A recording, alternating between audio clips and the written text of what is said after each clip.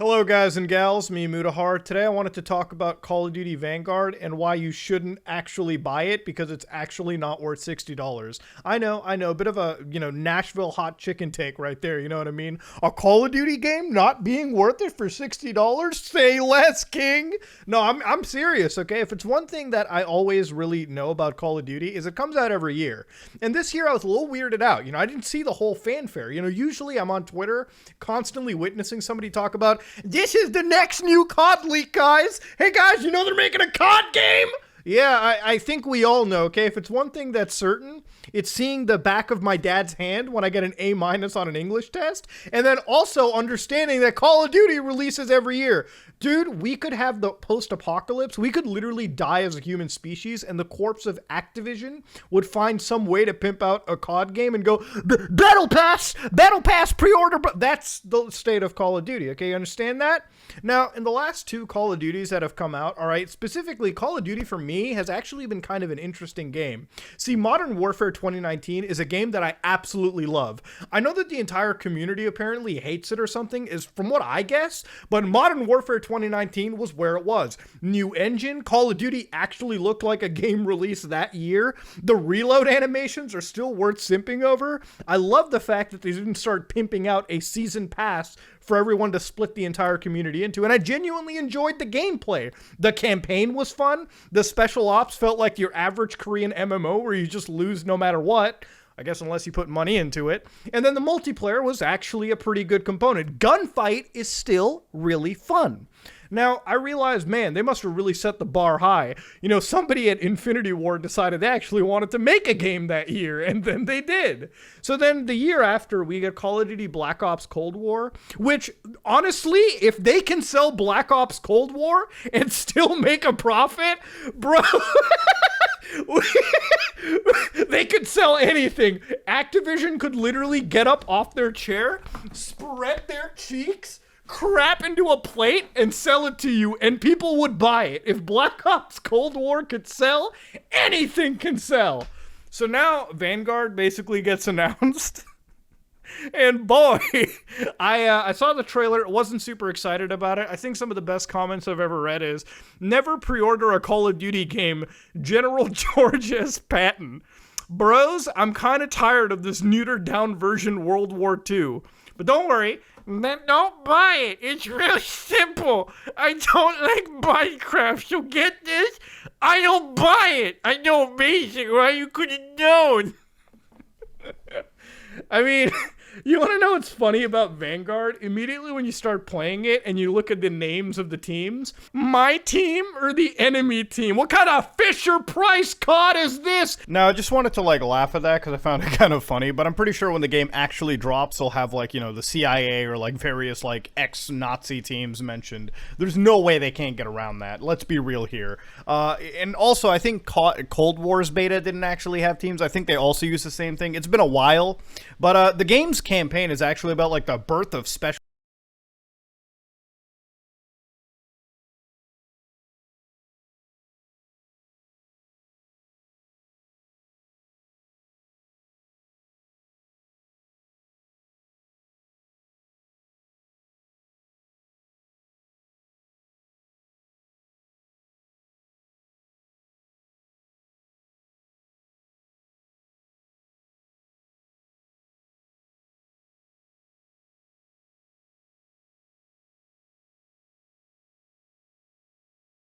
Now, to understand, playing this game, the user interface was the exact same that I've ever witnessed across Call of Duty. And that's a COD staple, okay? You're like, Muda, you're nitpicking. You're right, okay? It's kind of a nitpick. But to be honest, if I put Modern Warfare 2019, Cold War, and this game right next to each other, you might actually have difficulty identifying each and every game, okay? Unless you had prior history or something. I also love every time that you fire this game up, you just see the lineup of Call of Duty games in rotation. I swear to God, I almost believe down the road we'll see 10 of these games stacked up next to Warzone. But, usually with Call of Duty games, I've always found out that throughout the years, each COD experience always has like something unique going for it. You know, if you look at something like Call of Duty 4, they went into the modern era. You look at World at War, they went back, but they introduced a cooperative campaign. They brought in zombies. And generally, the multiplayer was an extension of what made COD 4 great. Then you look at Modern Warfare 2 and they're like, 3 kill streaks? How about 20? How about a crap ton of weapon unlocks? How about camouflage unlocks? How about pro perks? I mean, that game expanded the multiplayer like no tomorrow.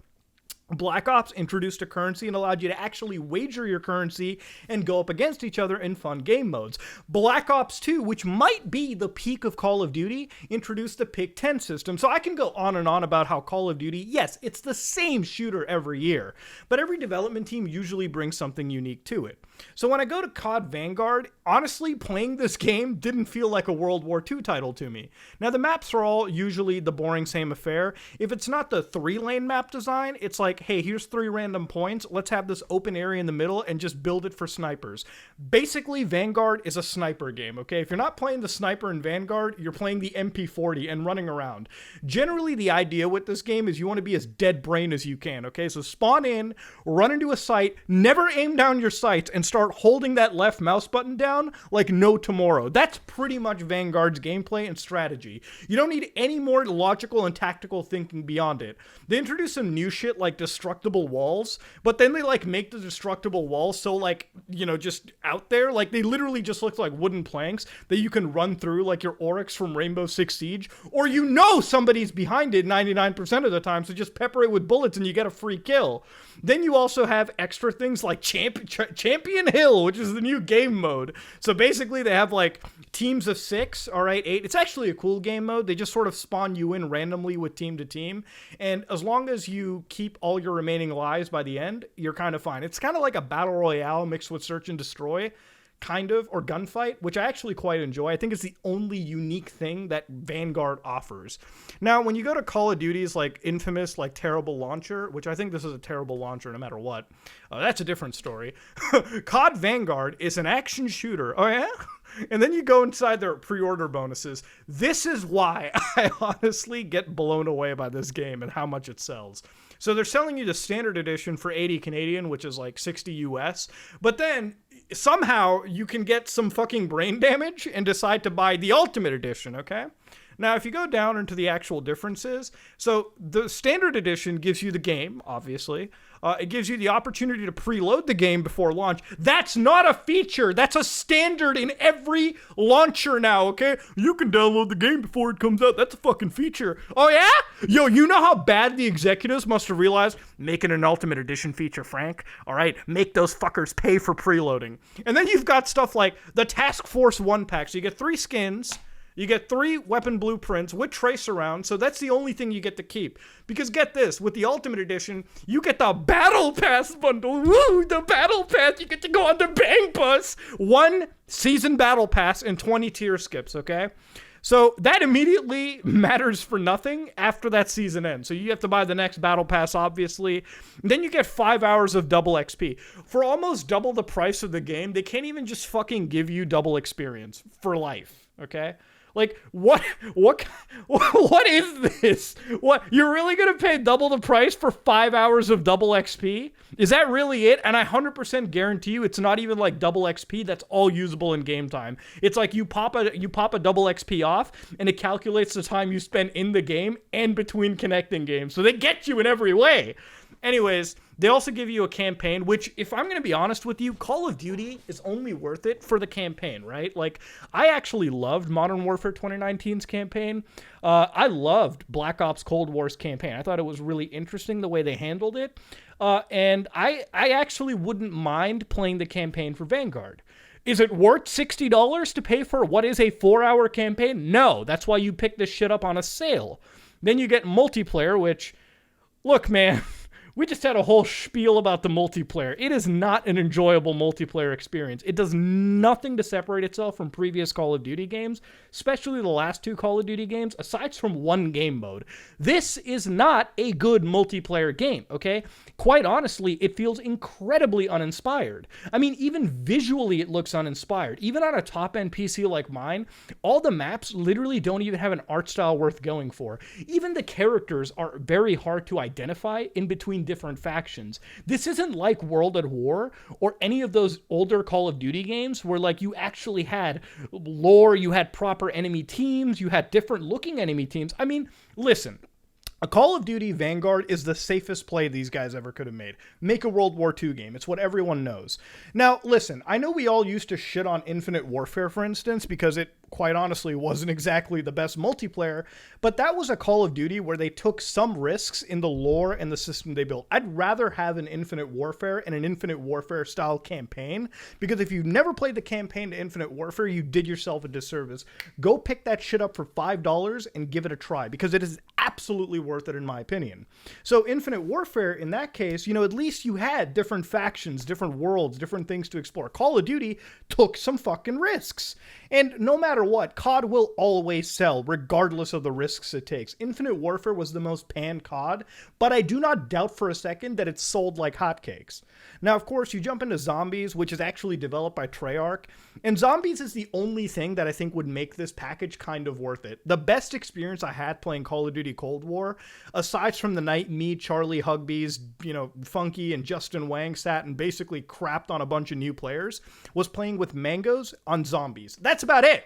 Other than that, the game is just an uninspired, nothing burger, nothing special about it. The fact that it basically popped up out of nowhere without really any fanfare surprises the ever-loving shit out of me. But it almost doesn't, because this year Call of Duty actually has some proper competition. You've got Halo around the bend, hopefully when that drops. You've got Battlefield around the bend, which turns out to be community favorites, okay? One of the things I always hoped Call of Duty would do when they introduced operators is, like, when they had specialists with, like, unique abilities, I was always wondering, like, if you're going to elevate Call of Duty, instead of keeping it the search and destroy the same as it's always been for over a decade, maybe look at something like Rainbow Six Siege and actually give these operators some special abilities, actually give these specialists something. And if you're going to introduce destructibility, there is no better blueprint than Rainbow Six Siege. I mean, that's a game that needs more competition, and if Call of Duty could provide it, it'd be awesome. Because if you're just going to update the, you know, player counts and give, like, bargain bin destructibility, I'm basically playing, you know, an inferior version of an older Battlefield title. So really, Call of Duty can elevate itself. It's just, unfortunately, we're at this point where as long as they can keep shuffling in 3-map lane designs and call it a day and, you know, that's it. As long as it ticks all the boxes, that's where we're sitting at. Yeah, these are the three characters you end up getting. You get like Lucas, Paulina, and Wade. This is the kind of stuff that I find insane about it. I can almost guarantee you these are just operator packs, right? So they're just skins for different operators. They have the operator concept, but they're so scared of turning it kind of like Rainbow Six Siege in a way. If you're going to introduce these operators, instead of making them look different, how about you give them actual different gameplay styles? I would love a Call of Duty game if it tried to even somewhat remotely resemble Rainbow Six Siege. And honestly, given how current Activision is, do you honestly believe this girl Paulina right here, who looks very good in this skin pack, won't end up getting anime Neko cat ears and running around the Axis battlefield? Sorry, the enemy team battlefield, looking like an anime cat girl? Like, you know that's what it's gonna be like. Now, there is one benefit. The game is only 20 gigs right now, but that's because it's in beta. I can only imagine the 200 gigabytes it ends up taking up when it releases. I'm sure that Activision hasn't figured out file compression yet, which is going to be a fun time. But ladies and gentlemen, that was Call of Duty Vanguard, a game that frankly, the first time in my life that I genuinely don't even care about a COD game. I had to actually look up Vanguard. I had to actually like look this game up. Normally, Call of Duty is such a big deal that all the information disseminates even to aliens beyond. But this is one of those games where I feel like Call of Duty generally just did not give a shit that day. They phoned it in. They didn't care. It is what it is. They opened the previous game's project file, called it a day. That's what Vanguard is, dude. And it is one of those games where if it sells poor, all right, if it sells like poorly, I don't want anybody blaming this on some culture war nonsense or the fact that people didn't like Vanguard for some obscene reason. People don't like Vanguard because it's an absolute boring waste of your time, all right? Nothing in this game is worth paying any amount of money for, okay? Unless this game hits like an 80% off sale at some point by Christmas, then you can probably go pick it up. Hey, I wouldn't mind it then. I'll play the campaign. But as far as what multiplayer I've played, and before anybody says, but Muda, it's a beta, let's not kid around. We all played this beta, I hope, all right? I hope most of you have. this is what you're going to get on release date, all right? It is what it is. This beta might as well be called an extended fucking demo. So ladies and gentlemen, let me know what you think about it in the comments section below. This is me, Mutahar. If you like what you saw, please like, comment, and subscribe. Dislike it if you dislike it. Death Stranding comes out in like 4 days. I'm excited. I am out.